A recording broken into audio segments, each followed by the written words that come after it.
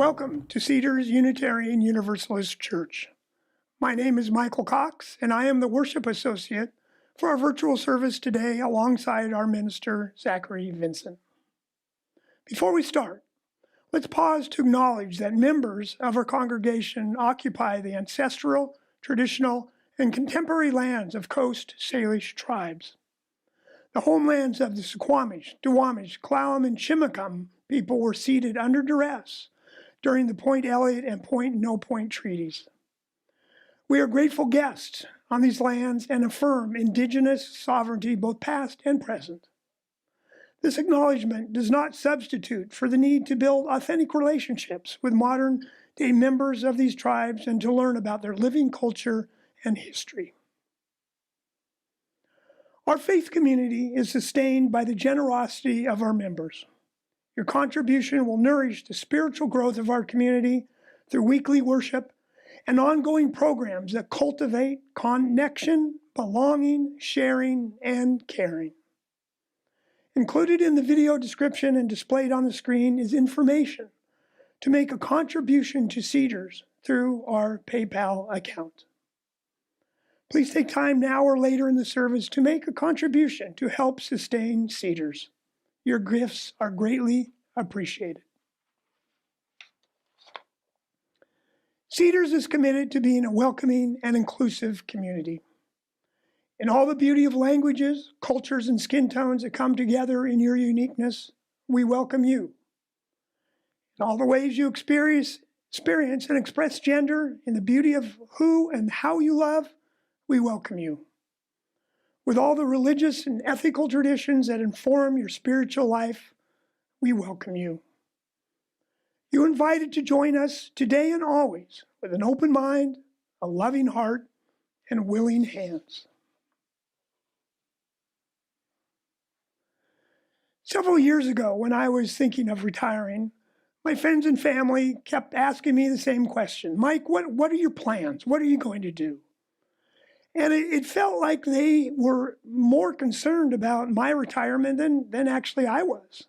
So I came up with a plan. And I came up with a plan, so one, they would stop bugging me, but two, so I'd have a plan, which is a good idea when you're retiring.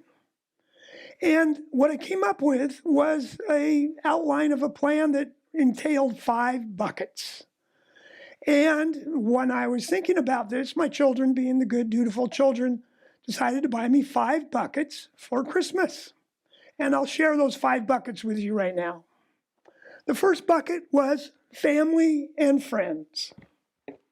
The second bucket was community. The third bucket was physical. I wanted to do something physical, whether that's hiking or biking, something that was a really adventure and a physical challenge. The fourth bucket was personal. I wanted to learn something new, learn how to play the guitar. I wanted to learn how to do woodworking. And then the fifth bucket was spiritual. And you'll notice there's a little shovel here that I can fill the bucket with. Now, the spiritual one was the one that I had neglected for many years. Between work and family and a whole bunch of other obligations, I'd really not tried to fill that bucket. So I felt a special need that I really wanted to concentrate on that. And before we came to Bainbridge Island, my wife and I lived in Arlington, Virginia, where we did belong to the UU Church. But when we came here, we did attend a few services at Hyla, but we never really caught on. And so for many years, I really wasn't attached to any UU church. But then as I approached retirement, I said, well, I'm going to come back. So I came back to Cedars over at the Island School and attended a number of the services. And I knew some of the people from other parts of my life and eventually became a member. But I always felt on the outside. I felt kind of on the periphery of the church. And one day after service, Tyler Weaver came up to me and asked me if I would think about being a worship associate.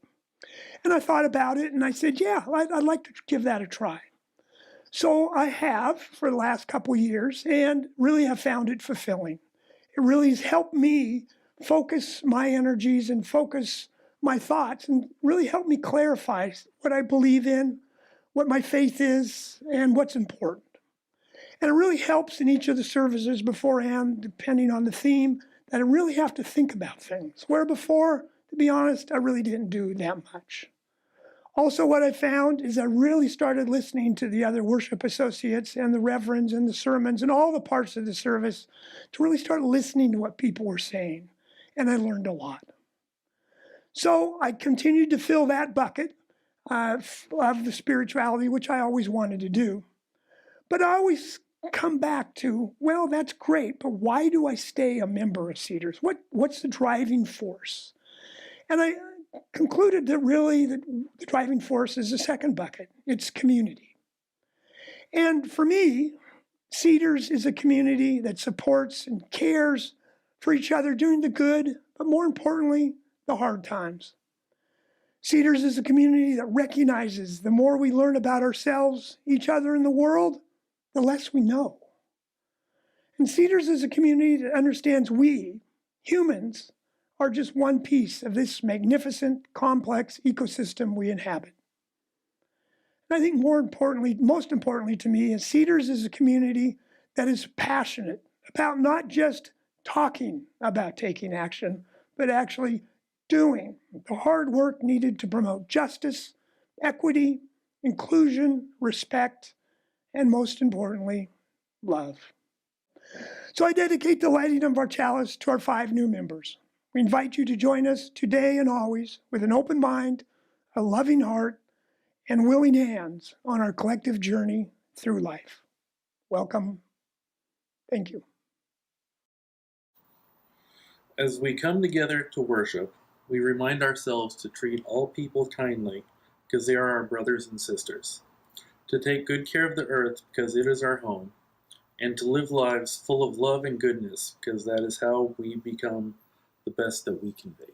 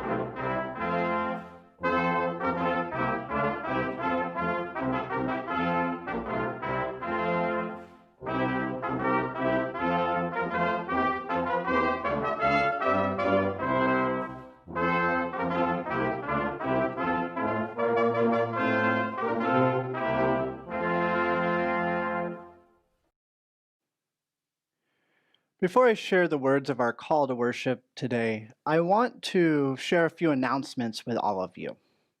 The first is that next weekend we will be hosting, next Sunday, we will be hosting our virtual pageant. This is a new experiment, taking the tradition of the Christmas pageant that we've done here at Cedars and bringing it into the 21st century.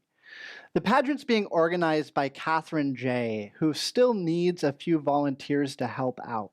So if you're willing to get in front of a camera and get a little goofy, I'd encourage you to reach out to Catherine and consider being a part of this year's virtual pageant. The second announcement is that we will be having a Christmas Eve service here at Cedars at 7 p.m. on December 24th. The information for this service can be found in the beacon as well as on the Cedars calendar. This service will be taking place on Zoom and may be a mix of pre-recorded material and live candle lighting.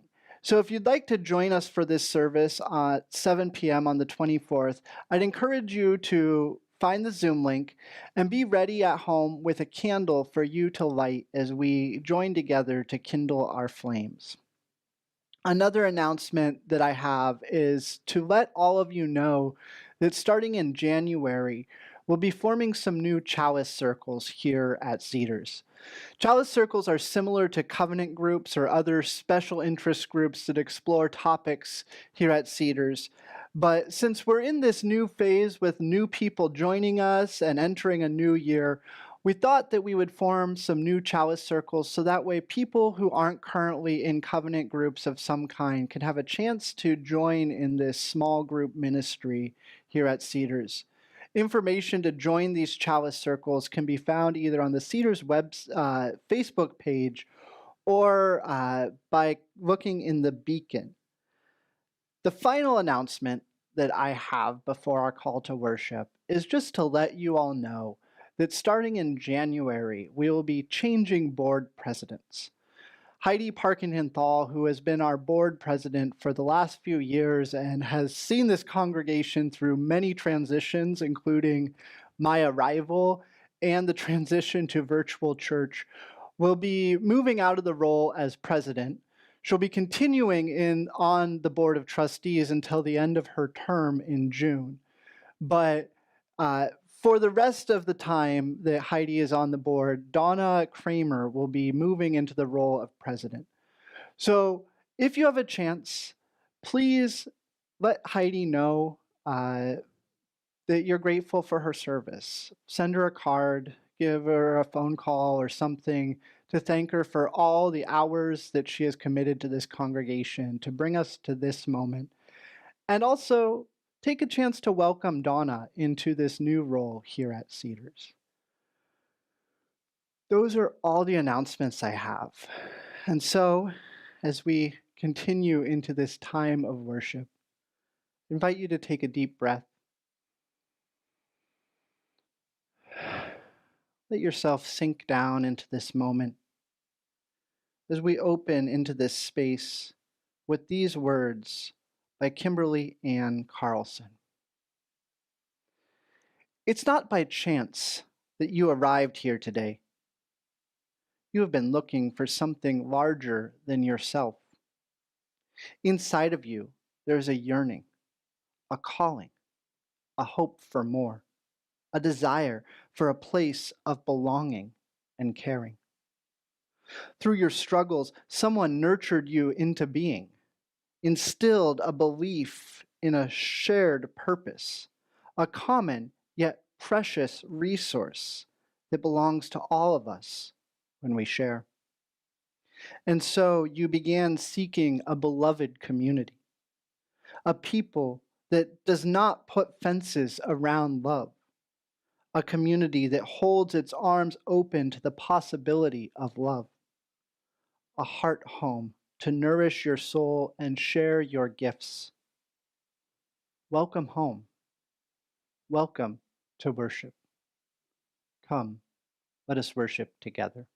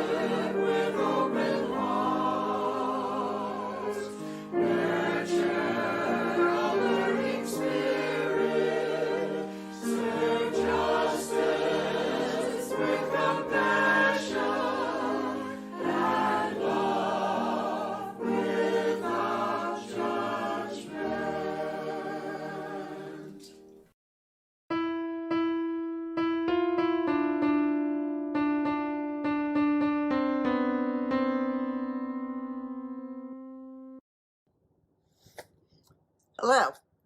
Today I want to tell you a story called Herschel and the Hanukkah Goblins that's based on a book by Eric Kimmel. So Herschel was a peddler, and he went from town to town selling his wares. And every year at Hanukkah, he tried to always be arriving in the same village because he loved how this village celebrated Hanukkah. And so he went up the hill to see the village in the valley below, and there were no lights. He wondered. And so he rushed down to the village. There were no lights. There were no great smells of latkes. What was going on? And the villagers came out and they said, "Hello, Herschel." Herschel said, "What's wrong? Where's Hanukkah?" And they said, "The goblins will not let us celebrate Hanukkah this year." Herschel said, "What?" And they said, "Yes, there are goblins, and every time we try to light the candles, every time we try to say the prayers, the goblins come and destroy it." And Herschel said, "I can fix this for you." And they said, "Herschel, you have no idea. To fix this problem, you have to go up to the top of the hill to the deserted synagogue. Stay there for 8 nights, every night, lighting the candles, even as the goblins try to blow them out. And on the 8th night, you have to get the king of the goblins to light the candles himself." Herschel said, "I can do that." They said, "Well, okay, thank you so much." And they sent him up with all kinds of food, hard-boiled eggs and pickles and other tasty treats, though no latkes. And so Herschel went up, and because it was the first night of Hanukkah, he immediately lit the shamas and the first candle in the menorah. And immediately a tiny little goblin appeared and said, "Blow that out right now." And Herschel said, "Who are you? You can't make me." And the goblin said, "Oh, yes, I can." And then Herschel, thinking quick, picked up one of the eggs, and he said to the goblin, "Can you break rocks?" And the goblin said, "Of course not. No one can break rocks." And Herschel, because the light was dim, grabbed one of the eggs and smushed it together until everything was coming out, and it looked like he had just smashed a rock in his hand. And the goblin said, "Ah!" He said, "What's one night? You get away with it this night, but not other nights." And that goblin left. And Herschel enjoyed the Hanukkah candles, and he said the Hanukkah prayers, and he sang the Hanukkah songs. And the next night, a different goblin arrived just as Herschel was starting to light the candles. And this goblin was much bigger, with enormous hands with claws on the end. And the goblin said, "You are not lighting those Hanukkah candles." And Herschel said, Yes, I am. But first I'm going to have a pickle. Would you like a pickle?" And this goblin, who was very greedy and always very hungry, grabbed the pickle jar and put his clawed hand straight into the pickle jar and grabbed a pickle. But then he couldn't get his hand out of the pickle jar. And he started to wail and moan and scream and talk about how Herschel had set a spell on the pickle jar. And so Herschel calmly lit the candles and said the prayers and sang the songs while the goblin stomped around with his hand in the pickle jar. And finally, when the candles had gone out, Herschel said, "Would you like me to break the spell?" And the goblin wailed and said, "Yes." And Herschel said, "All you have to do is let go of the pickles, and the jar will release your hand." And the goblin stomped so hard in anger that he exploded into hundreds of pieces and was gone. And so it followed night after night, night 3, night 4, night 5, night 6. Every night, Herschel met a goblin and somehow tricked the goblin until he had lit the candles and said the prayers and sung the songs. On the 7th night, Herschel set out the candles. He lit the shamas, then he lit 7 of the candles, and he waited, and no goblin came. And he thought, did they forget? Have I already won? And just then, the most extraordinary voice came. "Herschel," said the voice, "I see you there. My other minion goblins failed, but I am the king of the goblins, and I am coming for you tomorrow night." Herschel quaked. Now he was a little scared. He wasn't sure what he was going to do. But then he looked at the candles and he had an idea. It might not work, but he was going to try it the next night. And so the next night, instead of putting the menorah with the candles on the table, he put them next to the door of the synagogue. And then he sat down in the dark and he waited. And he waited and he waited.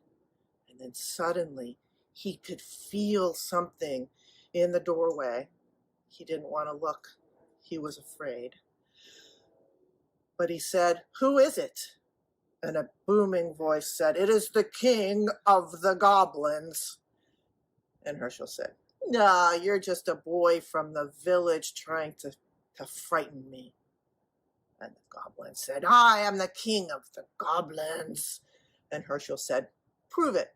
There's some candles and some matches right there by the door. So just light one of the candles, and then I'll be able to see it's really the king of the goblins instead of just a boy from the village." And so the king of the goblins reached down and he lit a candle. And Herschel said, "It's not really quite enough light. There's some more candles there. Why don't you light them all? And then I will know that you are really terrifying and the king of the goblins." And the goblin said, "I am," as he lit the rest of the Hanukkah candles. And there he was. He was terrifying. But Herschel said, "You have no more power because you have just lit all of the Hanukkah candles, and your spell over Hanukkah in this village is broken. Be gone." And the king of the goblins stamped his foot and wailed, and there was a wild, wild wind that came through, and all of the synagogue broke up and disappeared. And when it was over, there Herschel sat with the Hanukkah candles somehow still lit, and the goblins were gone. And Herschel rushed over to the edge of the hill, and he looked down at the village, and he could see the lights twinkling. And he rushed down and realized that he had done it. He had brought Hanukkah back to the village, and he didn't want to miss the latkes. And so he ran down. And he tucked in with some applesauce and some sour cream, and they all sang songs and said prayers and celebrated once again because the power of the goblins was gone, thanks to the trickery and the hard work and the bravery of Herschel of Ostropol. And that is my story. And I ask you now, what is getting in the way of you celebrating what matters most to you? What matters most to you? What goblins stand in your way? And who can help you make them blow away?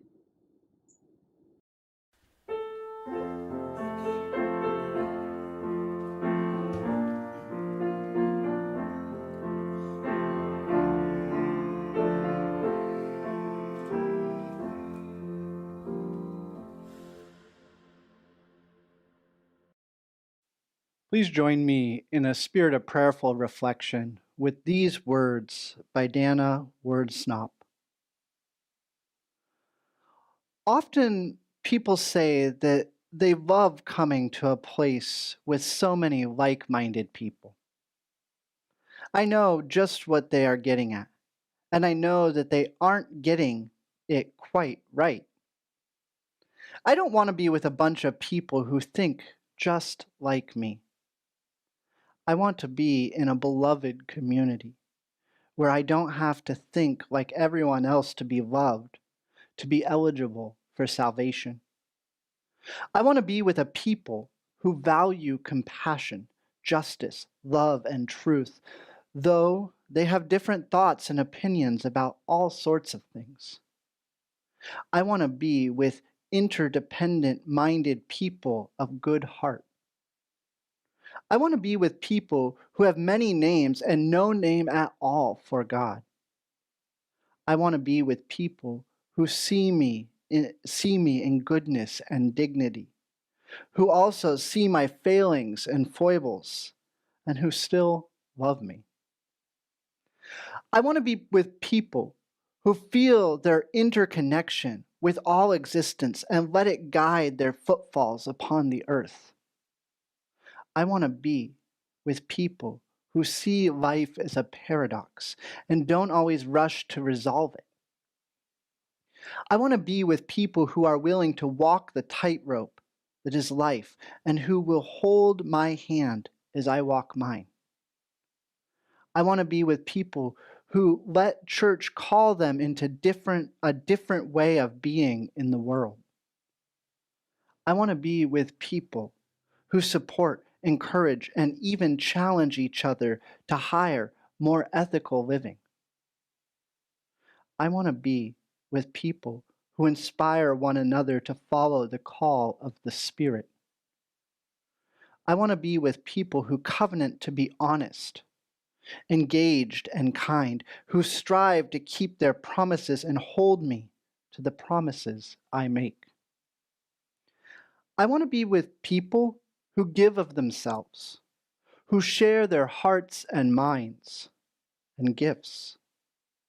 I want to be with people who know that human community is often warm and generous, sometimes challenging, and almost always a grand adventure.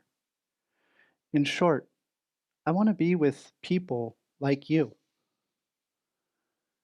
May these words be the spirit and prayer in which we gather this day, and may they inspire us in the days ahead. Amen.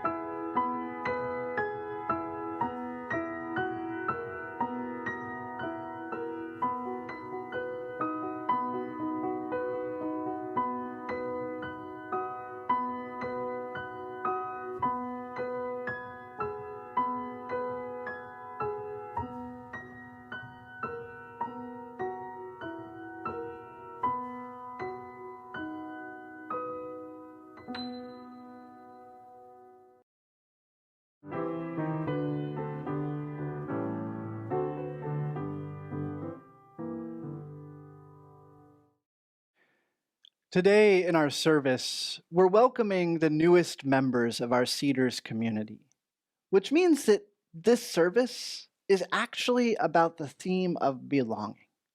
It's about how we belong, who belongs. But before we get into this theme of belonging a little bit more, I want to invite you all to think about belonging with me.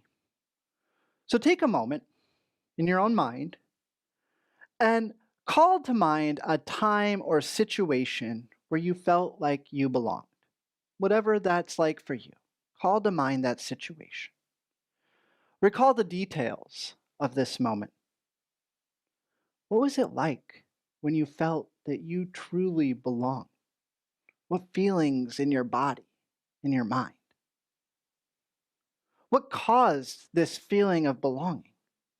What was the thing in this situation that really indicated to you that you belonged? What about this situation spoke to you of belonging? Breathe for a moment and let your mind rest in this place of belonging. Notice what it feels like in your heart, in the rest of your body. Notice all of the feelings and the circumstances that converge into this moment of belonging to contribute to the situation. Just take another moment. Feel that feeling. What is it like to belong?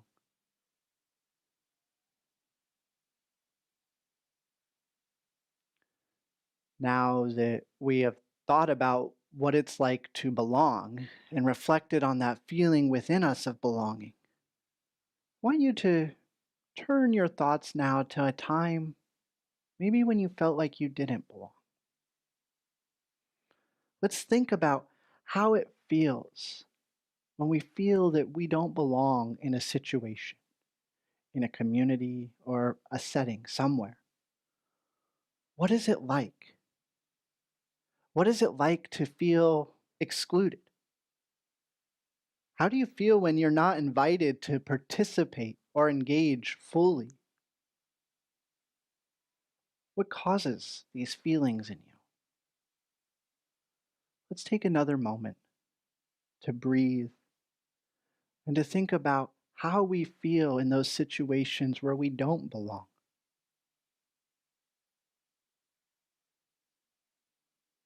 And in your own mind, ask the question, what is the difference between those situations where you feel like you belong and the situations where you feel like you don't belong?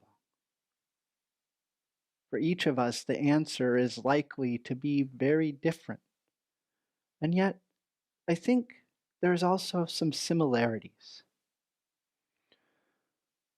Hold on to those thoughts, those feelings that we've called to mind. Those are your experiences and serve as a way of informing the way that you engage in a lot of different situations. Those are your experiences. Hold on to them. I've been thinking a bit about this idea, this feeling of belonging in the past week. This train of thought was actually prompted from a conversation in the last meeting of the Cedars Board of Trustees. In this meeting, those of us gathered were having a conversation about how we can be more inclusive here at Cedars, more inclusive of families and people who live off of Bainbridge Island, more inclusive of people of different ages, abilities, and economic backgrounds. Just in general, more inclusive of those people who maybe aren't already here at Cedars. And as we were having this conversation, Heidi, our board president, shared some insight that I feel is relevant to our service today. Heidi shared that in her workplace where she works, the conversation about inclusion has evolved. This idea of who is included, that it's involved.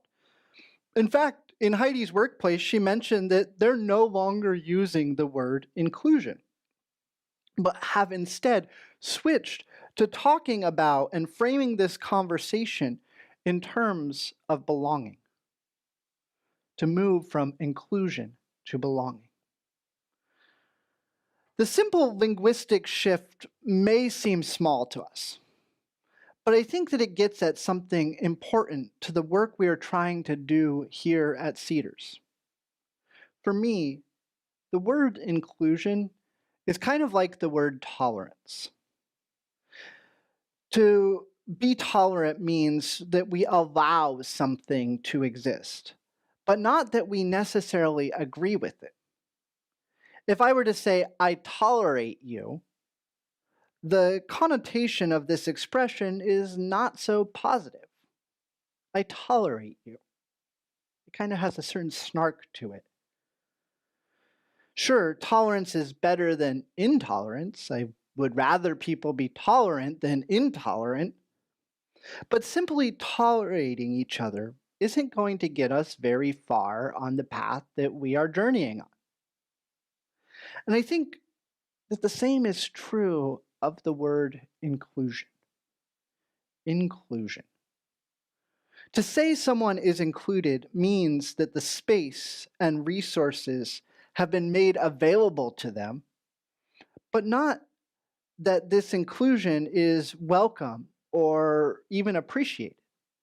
To be included doesn't mean that you are fully a member participating. It just means that through maybe relenting or other conversations, people agreed that you could have a spot at the table. It's for this reason that I think that Heidi is on to something by making the shift from inclusion to belonging. For me, belonging is more than just being given space or resources. Belonging is about having an affinity for a particular space, group of people, or situation. Belonging is about having that sort of what we talked about, sympathetic vibration, that the things that are within me somehow resonate with the things in you, that affinity that we are seeking. Recognizing this distinction highlights the importance of shifting our purpose from being inclusive to building a community where people feel like they truly belong. Not that there's just space for each individual, but that each individual is welcomed with an open heart and accepted in the fullness of who they are.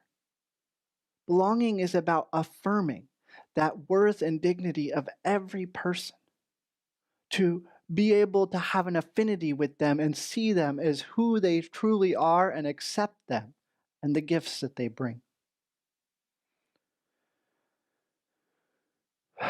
So, as I said, today's service is about this theme of belonging. And in this service, we're going to be welcoming some of our newest members into our faith community here at Cedars. This welcome isn't meant to simply be about including these people into our community, but rather represents a new chapter of belonging. A new chapter of belonging together here in community. In welcoming these people, we are not simply making space for more people. We're not just putting another chair at the table, but opening ourselves to the new gifts, the new possibilities and new ways of moving through the world that these people bring with them. We are changing ourselves. This way of viewing membership in a congregation has not always been the case. It took evolution to bring us to this moment here where we're talking about belonging in these terms. The concept of what it means to belong to a Unitarian or Universalist church has evolved through the centuries.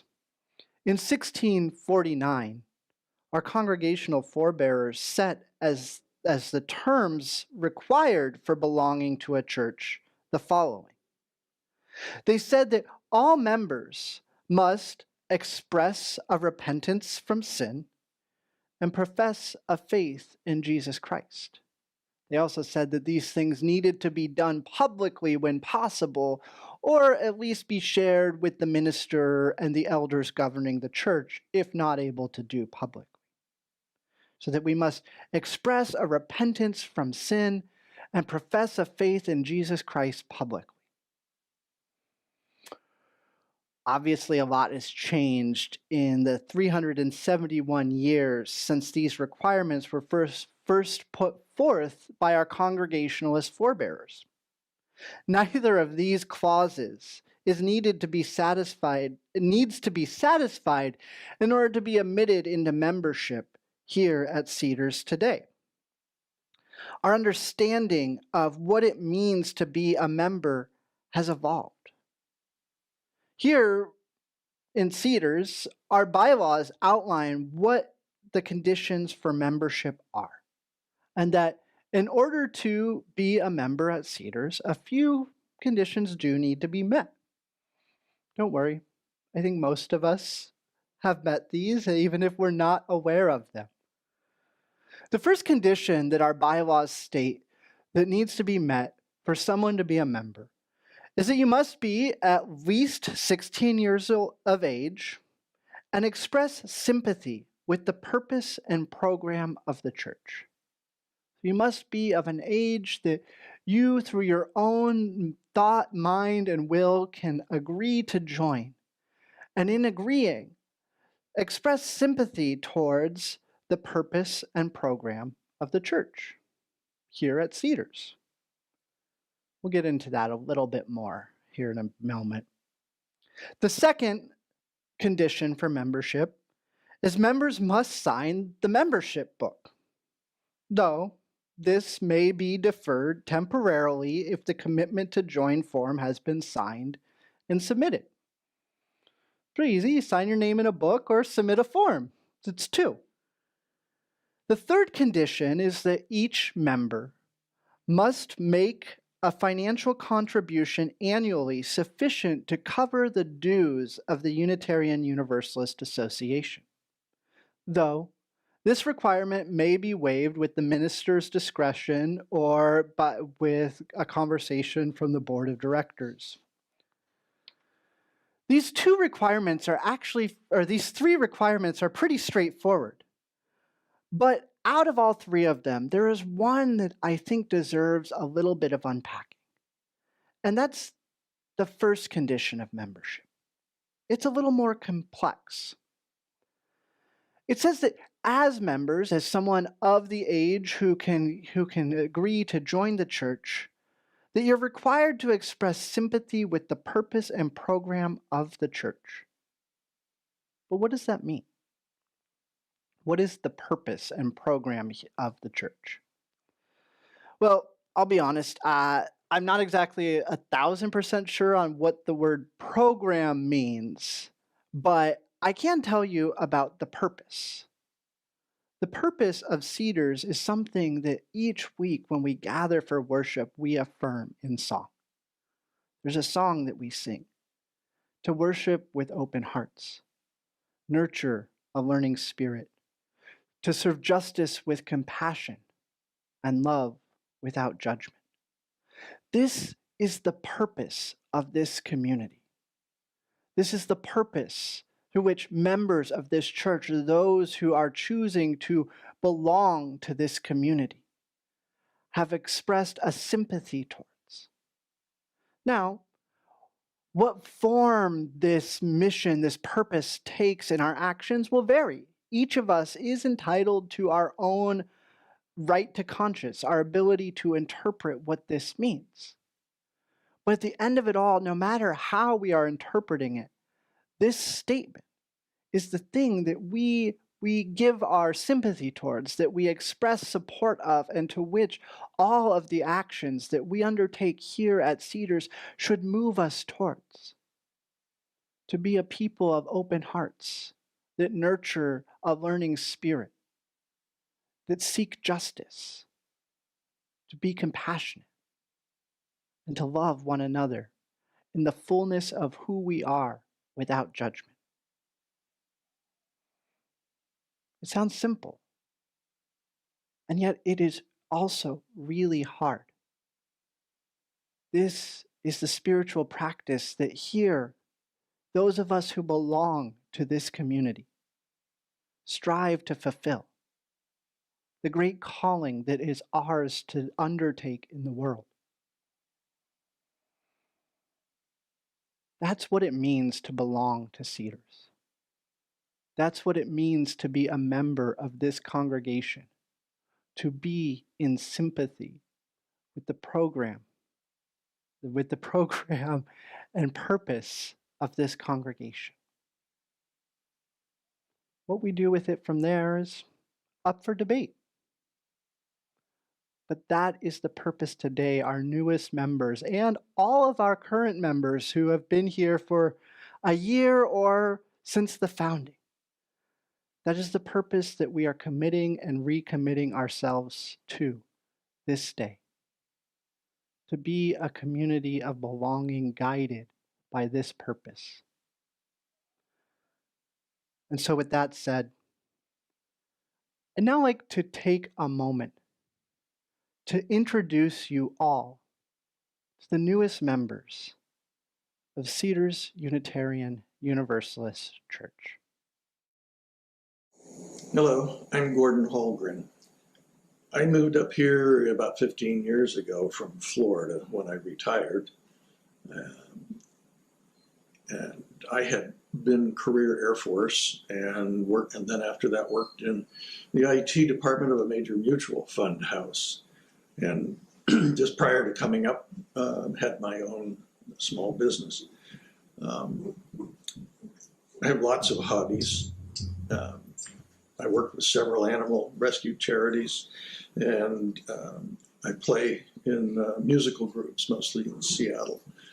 And I like to make things and fix things. My spiritual path has been a wobbly one up until a few years ago when I discovered UU and specifically Cedars. The mission statement spoke to me, and so here we are, and thank you. Hi everybody, I'm Deb McCrae, or Debbie, it's fine. I live on Bainbridge Island, close to Gasm Lake, and I work full-time, currently from home, but I'm lucky enough to have an office in Paulsbo when I go back to the office. So no commuting to Seattle, thank goodness for now. I right now don't have a lot of hobbies, mostly projects to around the house to repair or garden, which I do enjoy. I have 4 dogs and 2 almost college age kids. One in college and one in senior in high school. And I joined Cedars. Really, I'm at a crossroads in my life and wanted to continue on my spiritual journey and hope to meet some great people along the way. So thanks for having me. My name is Rhonda Peacock. I live at the north end of Bainbridge Island, and I love all the outdoor things that we can do here, living in the Pacific Northwest, hiking and biking. I recently learned how to kayak, and I'm really enjoying all these wonderful outdoor activities. I was born at church, and I have always attended church growing up. It's always been a big part of my life, and that's continued that way as an adult. And when I was researching the area, I was really overjoyed to learn that there was a Unitarian Universalist church here on the island. And church is a place for me for my spiritual growth, social justice opportunities, a place for community, and it's kind of all there, all at once, sort of insta everything. So I'm really pleased to have found Cedars, and I'm really pleased to be participating in the community here. Hi, I'm Michael Amethyst. I live on Gunderson Road in Poulsbo, just off Miller Bay. And right now I'm a software developer for eBay, which is very, very interesting and exciting work. And for my hobbies, I play video games, tabletop role-playing games, and a tabletop war game called Warhammer 40,000. So I kind of paint little miniature super soldiers and tanks and giant robots and miniature giant robots, if that makes sense. And I'm joining Cedars because I started off as Catholic, but it didn't really have the emotional impact that I was looking for. And Cedars also agrees with my politics more. So that's it for me. Thank you. My name is Sandra Amethyst. I live on Gunderson off Miller Bay Road. My interests include hockey, the Society for Creative Anachronisms, and I have chickens and a garden that I never seem to get very good vegetables out of.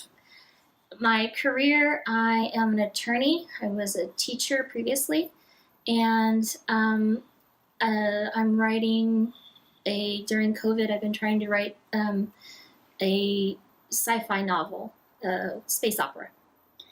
And why I'm joining Cedars, I've been going to different UU churches for about a little less than 20 years.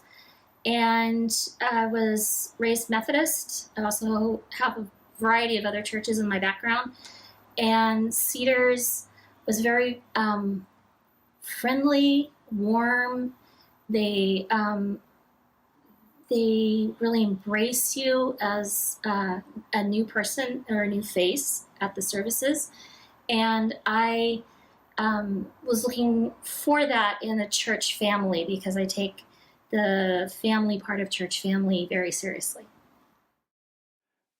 It's a joy to be welcoming these new members into a community of belonging, not just including them, but to make the space for them to come into this community with the fullness of who they are, all of their gifts, and accept them as members of this community. We belong together. We are a people of faith who have committed ourselves to a cause that is bigger than any one of us could undertake alone. And so it's with joy that despite all of the uncertainty, the tumult, and trouble the last several months have brought, to be here this day in this space, welcoming and seeing our community grow. Part of creating this sense of belonging is living into our responsibility to care for each other, and in turn, provide support and guidance to each other. As individuals belonging to this community, we are committed to one another in a way that is special. We have come of our own will and volition to be members of this church. As I said, that means something a little bit different to each of us. But at the end of it, it means that we belong and that we serve the purpose of this congregation. It means that we have a responsibility to each other and acknowledge that interconnected nature. It means that we trust with each other, put our trust in each other, and agree to participate in this community fully, wherever we are called. So I invite all of you, longtime members and new members, to take this chance today to think about that feeling of belonging that we called to mind at the beginning of this reflection. And to ask yourself how you can help to foster that feeling that you felt inside of you in this community. How we can truly make this a space of belonging to the glory of life.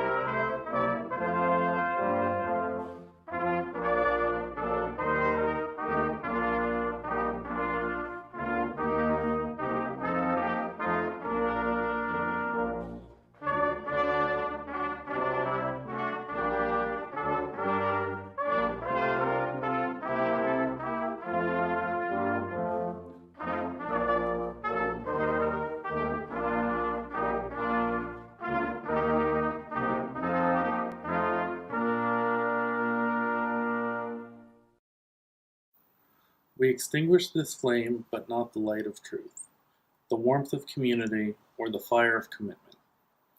These we carry in our hearts until we are together again. Our service this day has ended, but our service to the world and one another begins anew. May we remember to pause and celebrate with joy the potential and power that is available to us when we gather together as we have this day. May it be so.